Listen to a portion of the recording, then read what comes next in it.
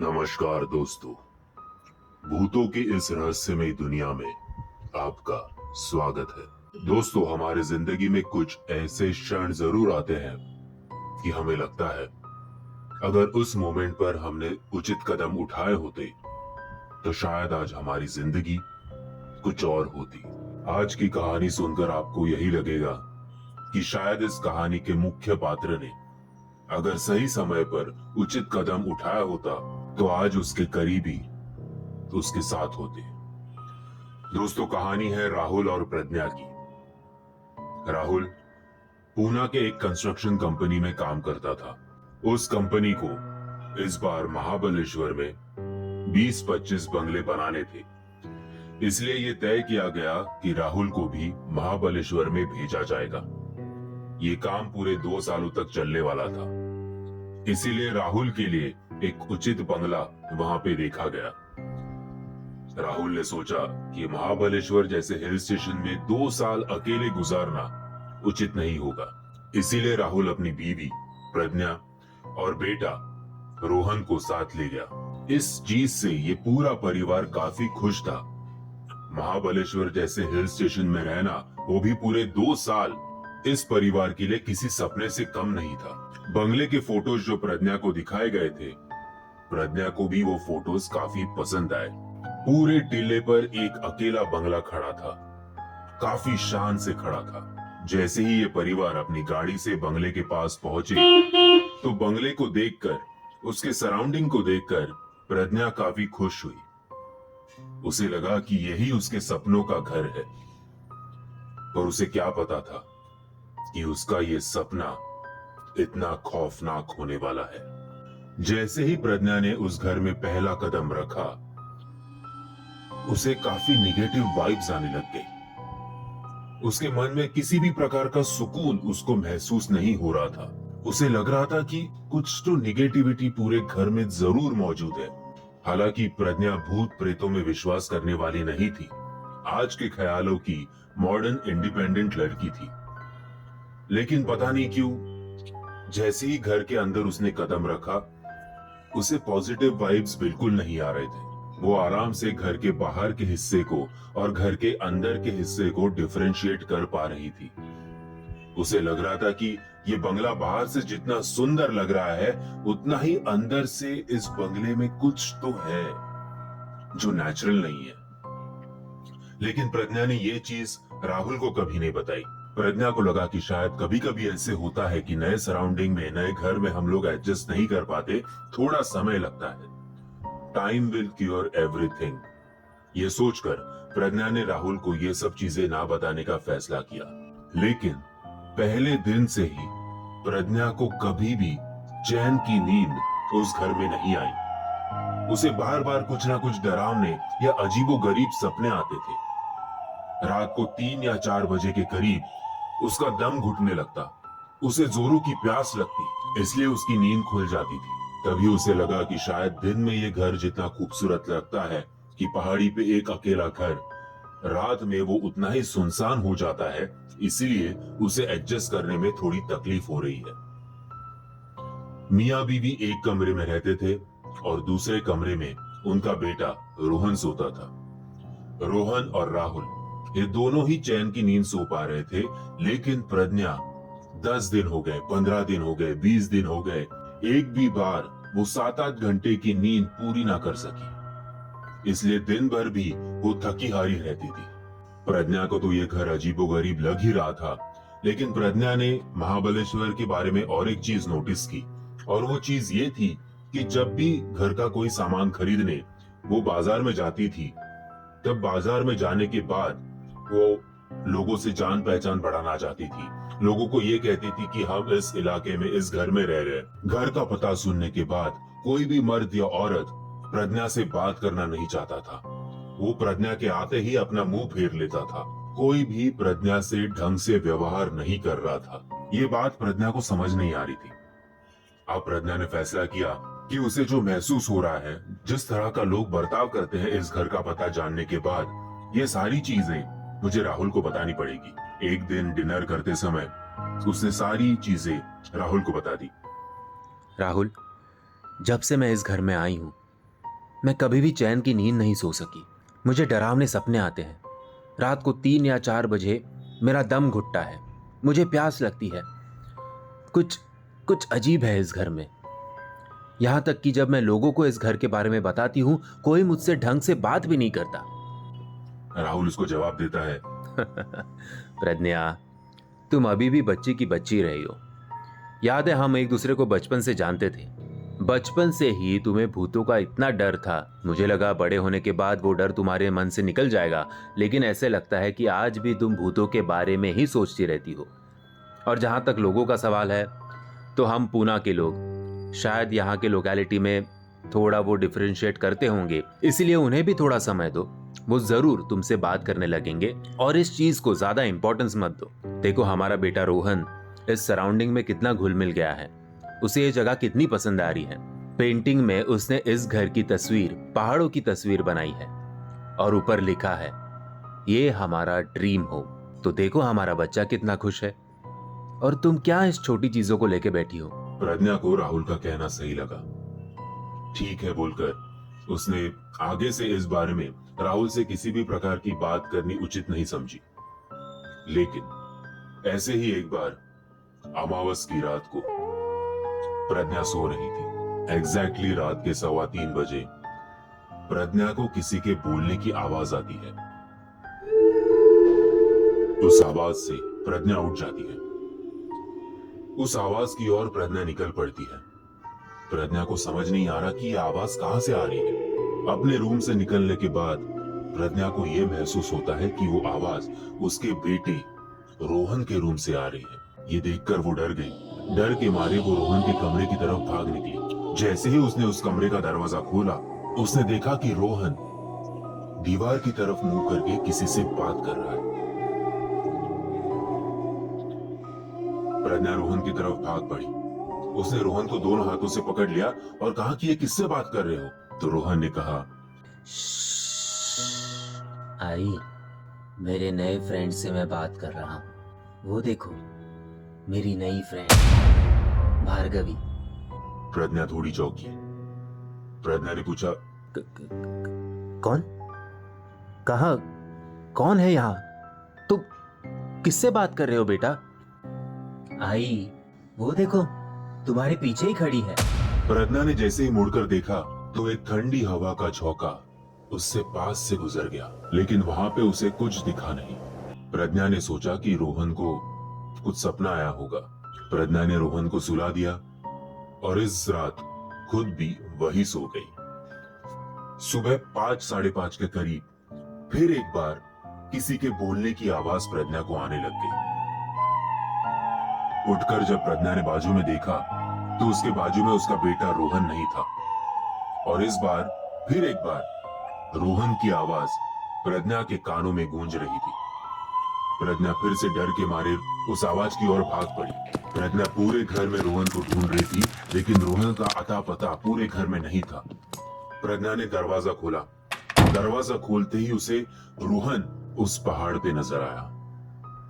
उस पहाड़ पे बात करते करते वो अकेले वैली की तरफ बढ़ रहा था।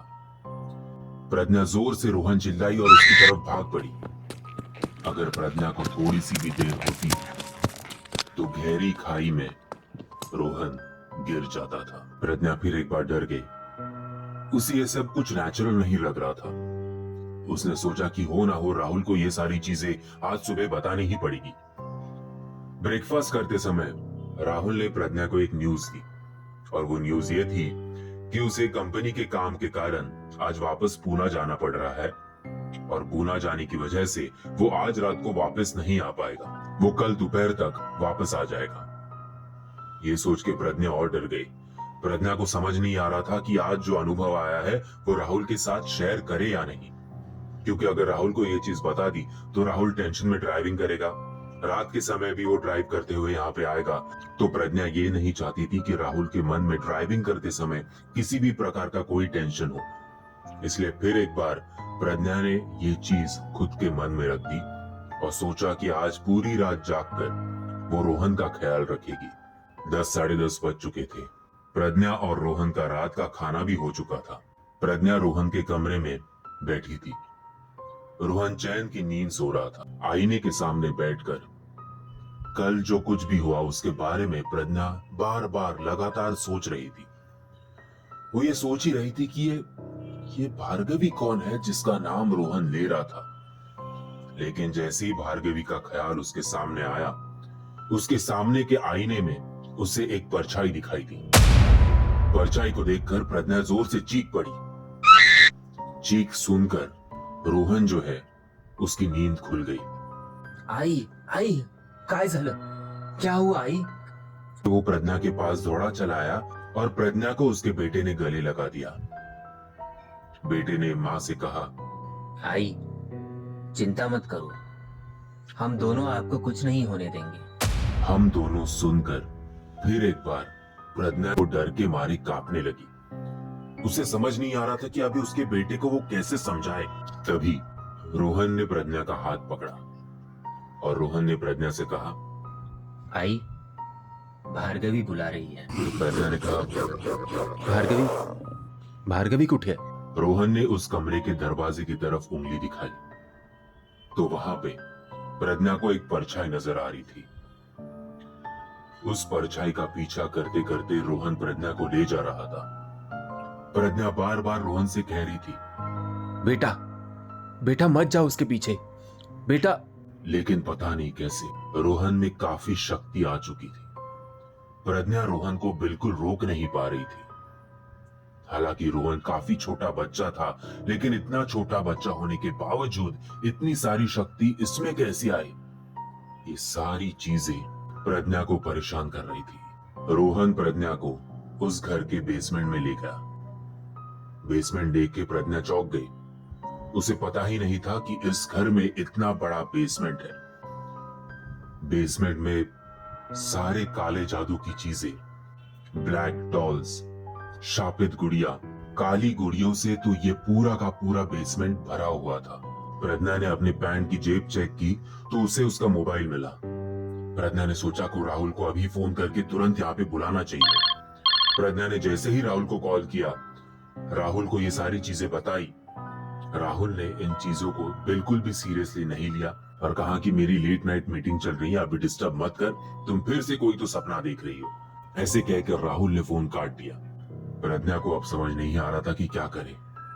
उसने सोचा कि अब पुलिस को बुलाना ही उचित होगा, लेकिन जैसे ही उसने पुलिस को बुलाया, उसकी बैटरी, उसकी फुल्ली चार्ज बैटरी अचानक से डाउन हो गई। उसका मोबाइल काम करना बंद कर चुका था और तभी बेसमेंट की सारी रोशनी चली गई। प्रज्ञा के सामने भार्गवी का वो भयानक रूप आ चुका था। भार्गवी के हाथों में एक छुरा था। उसने वो छुरा प्रज्ञा के बेटे रोहन को दिया और रोहन से कहा, बाड़ा इधर आओ, अपने माँ का गला काट दो। अपने माँ का गला काटने के बाद हम दोनों उसका खून पिएंगे।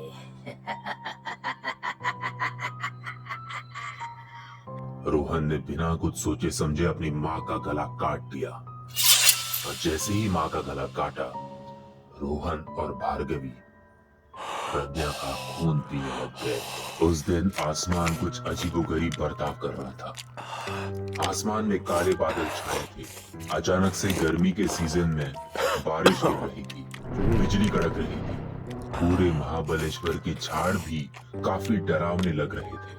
अगले दिन जैसे ही राहुल घर में पहुंचा तो उसे ना प्रज्ञा का ना रोहन का आता पता था। वो पूरा घर ढूंढ रहा था। पूरे घर में उसको प्रज्ञा कहीं भी नहीं मिली। उसने प्रज्ञा का मोबाइल ट्राई किया, लेकिन उसका मोबाइल भी कंटिन्यूअसली स्विच ऑफ आ रहा था। राहुल बाजार गया। बाजार में लोगों से पूछताछ की, पर कोई कुछ बताने के लिए तैयार नहीं था। लेकिन इसी समय जब वो थक हार कर घर लौट रहा था और पुलिस कंप्लेंट करने की सोच रहा था, तब रास्ते में उसे एक बूढ़ी औरत दिखाई दी। उस बूढ़ी औरत ने राहुल को रोका और कहा, बाड़ा, अब वो दोनों इस दुनिया में नहीं रहे। वो अब तुमसे काफी दूर जा चुके हैं। उन्हें अब ढूंढने की कोशिश भी मत करना। राहुल ने उस बूढ़ी औरत से कहा। ये क्या बकवास कर रही हो? तब उस बूढ़ी औरत ने उस घर के बारे में सारी जानकारी राहुल को दी। उसने राहुल से कहा, कि 100 साल पहले की बात है बेटा।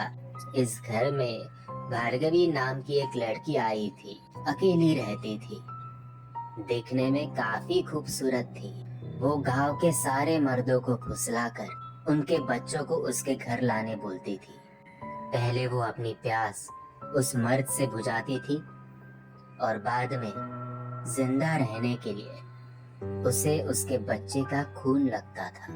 गांव में से हर एक बच्चा जब गायब होने लगा, तब गांव की सारी औरतों ने सोचा कि ये बच्चे जा कहाँ रहे, क्यों बार बार गांव का हर एक मर्द भार्गवी के घर के आजू बाजू में दिखाई देता है।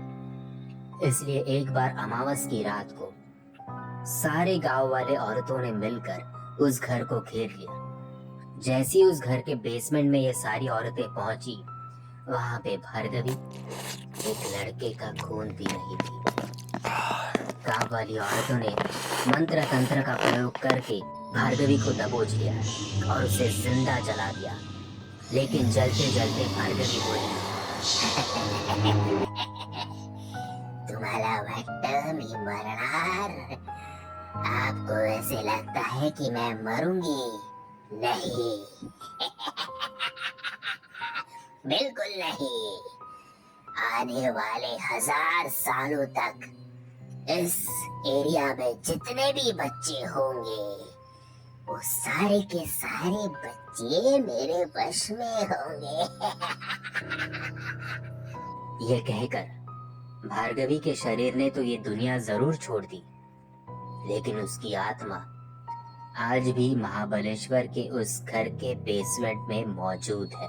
और जैसे ही कोई उस घर में प्रवेश करता है, भार्गवी अपना अगला शिकार करने के लिए तैयार होती है। दोस्तों, कहानी की शुरुआत में मैंने आपसे एक बात कही थी कि जिंदगी में कुछ ऐसे मोमेंट जरूर आते हैं जब हमें लगता है कि शायद उस दिन या उस रात मैंने उचित कदम उठाया होता तो शायद आज हमारी जिंदगी कुछ और होती।